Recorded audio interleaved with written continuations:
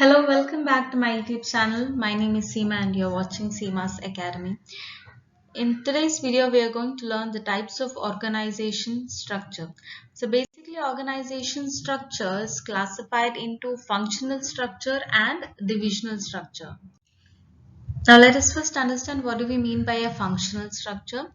The grouping of jobs of similar nature under functions and organizing the major functions as separate departments is called functional structure.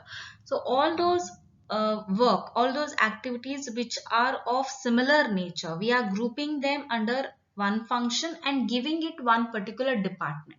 So that will be called as functional structure. Now this is more clear with the diagram. Look at the functional structure. Here is a managing director and under him comes all of these departments: human resources, marketing, research and development, purchasing. Now, how have we classified these four functions? These four departments based on their activities, based on the functions that are to be performed in that particular department. So all those activities which are related to human resources, we have put it under one department, that is human resources department. ನಂತರ ಮಾರ್ಕೆಟಿಂಗ್ಗೆ ಸಂಬಂಧಪಟ್ಟಂತ ಎಲ್ಲ ಆಕ್ಟಿವಿಟೀಸ್ಗಳನ್ನ ಒಂದೇ ಪ್ರವೃತ್ತಿಯ ಆಕ್ಟಿವಿಟಿಗಳನ್ನ ನಾವು marketing department ಅಂಡರ್ದಲ್ಲಿ ಹಾಕ್ತೇವೆ. Similarly, research and development and purchasing comes. So this is how functional structure is going to work. So all the functions are having similar nature, are grouped into different functions, and these functions are then given a name of a department. Now, the advantages of functional structure: firstly, it leads to occupational specialization. So when you keep on doing a similar task on a daily basis, you become specialized or expert in that particular work. So it leads to occupational specialization. Then promotes control and coordination within a department. Since everybody is aware of what work they have to do, every department is in charge of a particular function and they will be doing that function itself. That is why there is control and coordination within a department. Helps in increasing managerial and operational efficiency. Again, the same points comes here because there is specialization and also there is better control and coordination. Definitely it increases the managerial and operational efficiency. Leads to minimal duplication of efforts.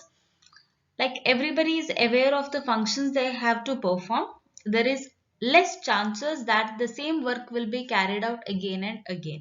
So there is no duplication of efforts, time will be saved here. And then makes training of employees easier because all the employees will be trained in their particular functions itself. So it is the in charge, or it is the responsibility of that particular departmental head to train their employees. So it becomes also easier to train the employees. Now, what are the disadvantages of functional structure? Firstly, a functional structure places less emphasis on overall enterprise objectives, which means it gives more importance to the objectives of its own department. A human resource department will try to cut its own cost.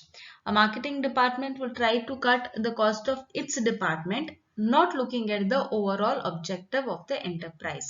So that is one disadvantage. Secondly, may lead to problems in coordination. There can be problems between the departments. A HR department and a finance department might have problems,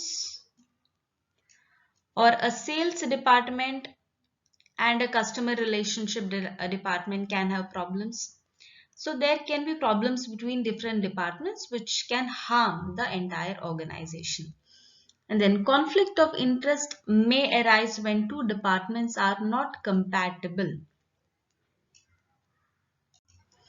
That is, say for example, a sales department can devise different techniques to increase the sales. It might extend the credit.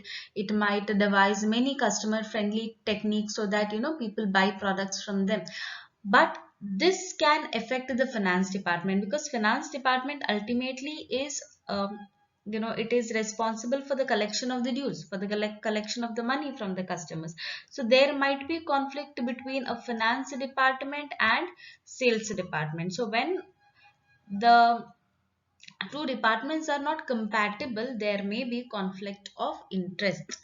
Lastly, it may lead to inflexibility. Why there is inflexibility? Because a HR manager or every person who is working under a HR department are specialized in the work related to HR, human resource.